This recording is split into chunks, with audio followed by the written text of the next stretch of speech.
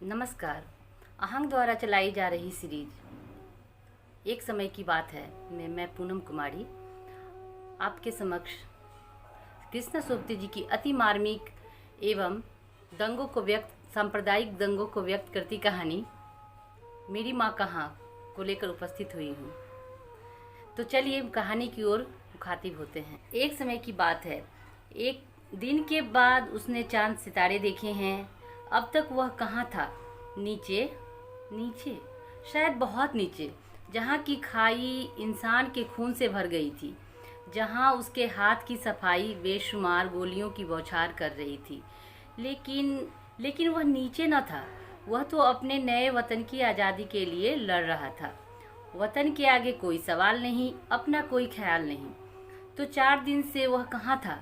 कहाँ नहीं था वह? गुजरांवाला, वाजिराबाद, लाहौर, वह और मीरों चीरती हुई ट्रक, कितना घूमा है वह। यह सब किसके लिए?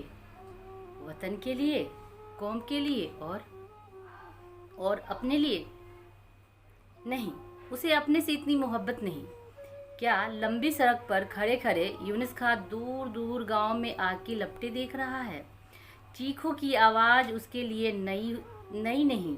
आग लगने पर चिल्लाने में कोई नयापन नहीं। उसने आग देखी है, आग में जलते बच्चे देखे हैं, औरतें और मर्द देखे हैं।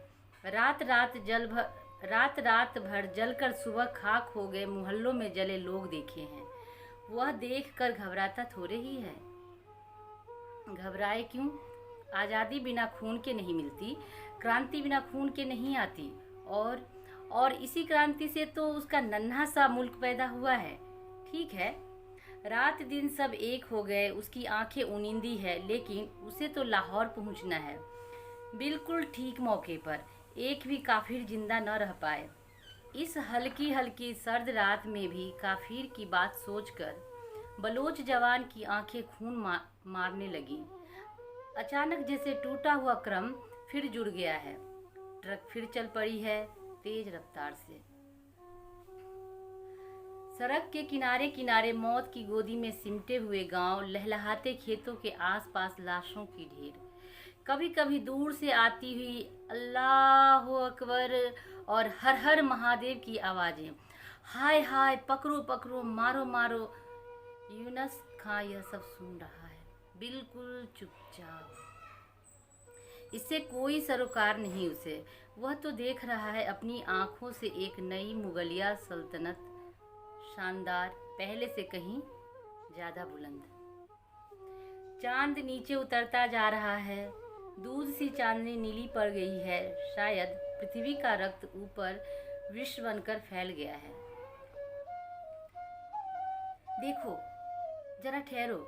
यूनुस खां का हाथ ब्रेक पर है। यह क्या? एक नन्ही सी छोटी सी छाया?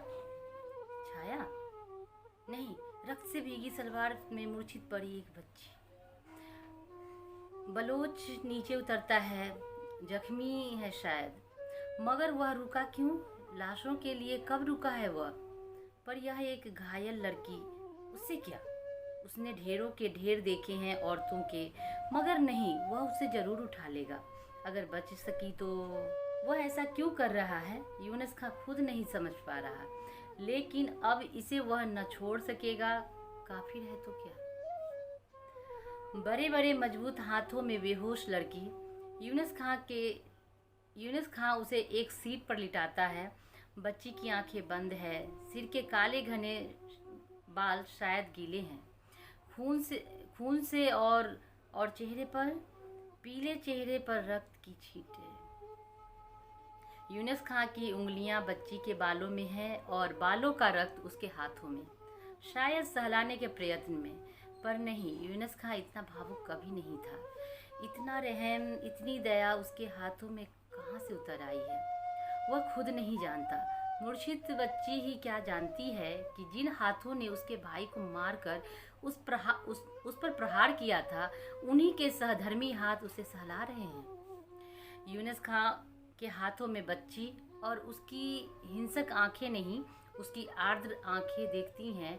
दूर कोयटे में एक बिल्कुल सर्द शाम में उसके हाथों में 12 साल की खूबसूरत बहन नूरन का जिस्म, जिसे छोड़कर उसकी बेवा अम्मी ने आंखें मूंद ली थी। आज उसी तरह, बिल्कुल उसी तरह उसके हाथों में। मगर कहाँ है वह यूनुस खां जो कत्ले आम को दीन और ईमान समझकर 4 दिन से खून की होली खेलता रहा? कहाँ है, कहाँ है? यूनुस खां महसूस कर रहा है कि वह हिल रहा है, वह डोल रहा है। वह कब तक सोचता जाएगा? उसे चलना चाहिए। बच्ची की जख्म, और फिर एक बार फिर थपथपाकर आदर से भीगी भीगी ममता से बच्ची को लिटा यूनुस खां सैनिक की तेजी से ट्रक स्टार्ट करता है, अचानक सूझ जाने वाले कर्तव्य की पुकार में। उसे पहले चल देना चाहिए था। हो सकता है यह बच्ची बच जाए। उसके जख्मों की मरहम पट्टी तेज तेज और तेज। ट्रक भागी जा रही है। दिमाग सोच रहा है वह क्या है, इसी एक के लिए क्यों? हजारों मर चुके हैं, यह तो लेने का देना है। वतन की लड़ाई जो है, दिल की आवाज है, चुप रहो। इन मासूम बच्चों की इन कुर्बानियों का आज़ादी के खून से क्या ताल्लुक? और नन्ही बच्ची बेहोश बेखबर। लाहौर आने वाला है। यह सड़क के साथ साथ बिछी हुई रेल की पटरियां, शाहदरा, और अब ट्रक लाहौर की सड़कों पर है। कहाँ ले जाएगा वह? मेयो हॉस्पिटल या सर गंगाराम? गंगाराम क्यों? यूनुस खां चौंकता है। वह क्या उसे लौटाने जा रहा है? नहीं नहीं, उसे अपने पास रखिएगा। ट्रक मेयो हॉस्पिटल के सामने जा रुकती है और कुछ क्षण बाद बलोच चिंता के स्वर में डॉक्टर से कह रहा है, डॉक्टर, जैसे भी हो ठीक कर दो, इसे सही सलामत चाहता हूँ मैं। फिर उत्तेजित होकर, डॉक्टर डॉक्टर, उसकी आवाज़ संयत नहीं रहती। हाँ हाँ, पूरी कोशिश करेंगे इसे ठीक करने की। बच्ची हॉस्पिटल में पड़ी है। यूनुस खां अपनी ड्यूटी पर है। आग से धुआं निकल रहा है। कभी कभी डरे हुए, सहमे हुए लोगों की टोलियां कुछ फौजियों के साथ नजर आती है। कहीं उसके अपने साथी शोहदों के टोलों को इशारा करके हंस रहे हैं।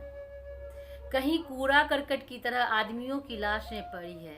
कहीं उजाड़ पड़ी सड़कों पर नंगी औरतें, बीच बीच में नारे नारे और ऊंचे। और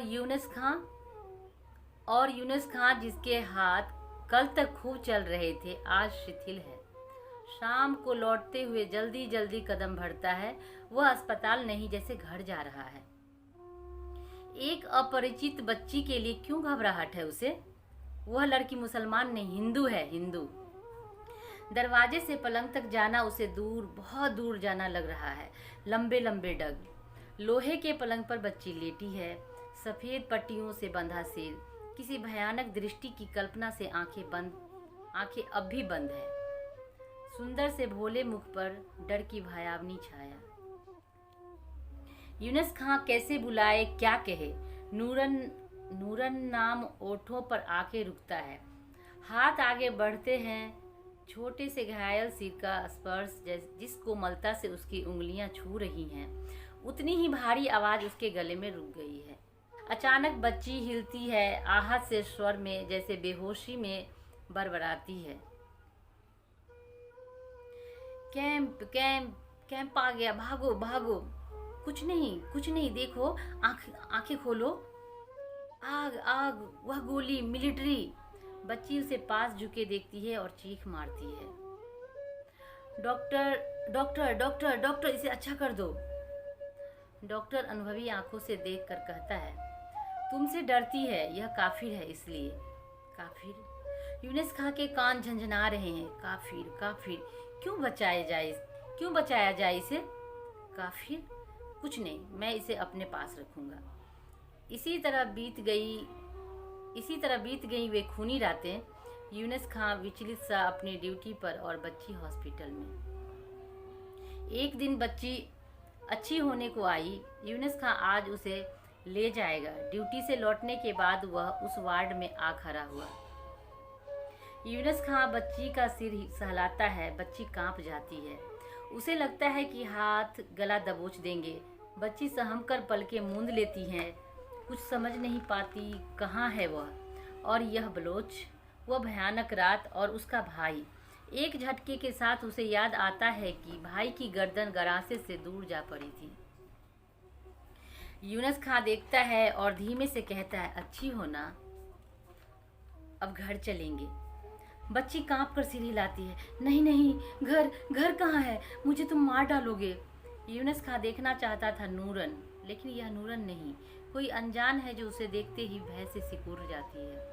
बच्ची सहमी सी रुक रुक कर कहती है, घर नहीं, मुझे कैंप में भेज दो, यहाँ मुझे मार देंगे, मुझे मार देंगे। यूनुस खां की पलकें झुक जाती है। उनके नीचे सैनिक की क्रूरता नहीं, बल नहीं, अधिकार नहीं, उनके नीचे है एक असहाय भाव, एक विवशता, बेबसी। बलोच करुणा से बच्ची को देखता है, कौन बचा होगा इसका, वह इसे पास रखेगा। बलोच किसी अनजान स्नेह में भीगा जा रहा है। बच्ची को एक बार मुस्कुराते हुए थपथपाता है, चलो चलो, कोई फिक्र नहीं, हम तुम्हारा अपना है। ट्रक में यूनुस खां के साथ बैठकर बच्ची सोचती है, बलोच कहीं अकेले में जाकर उसे जरूर मार देने वाला है, गोली से, छुरे से। बच्ची बलोच का हाथ पकड़ लेती है, खान मुझे मत मारना, मारना मत। उसका सफ़ेद पड़ा चेहरा बता रहा है कि वह डर रही है।